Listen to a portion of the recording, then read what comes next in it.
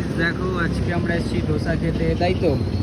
তো আজকে আমাদের 1000 টাকা চলে গেছে শুধু মুধু, ঠিক আছে। শুধু মুধু না, তোর জন্য গেছে, তুই বলেছিলি বলেই গেছে। তোকে তখন দিয়ে বলেছিলাম যে যাস না, আর তখন দিয়ে বলছি চল বেরা এখান থেকে বেরা, আর যার কারণে আমি ধোসা খাই না গাইস, আমি ম্যাগি খাবো ওই স্টল দিয়ে। তো দাদা ডোসা বানাচ্ছে, ধোসাটা তুই খাবি, ধোসা জিনিসটা আমার অতটাও পছন্দ না। অতটাও পছন্দ না। না, আমার চাটনিগুলো কেমন লাগে, এইটা তাও ভালো লাগে মোটামুটি, চাটনিগুলো একদম ভালো লাগে না। একটুখানি খেয়ে দেখুন ম্যাম, অন্য জায়গায় তো খেয়েছেন, বলতে পারছি না যে না ভালো না, আমি ছোট দিয়ে মানে খেতে পছন্দ করি না, আমার পছন্দ না। দেখো তাই এই যে আরে যে এটা বানালো, এটা চালের গুঁড়ো দিয়ে বানাও তো?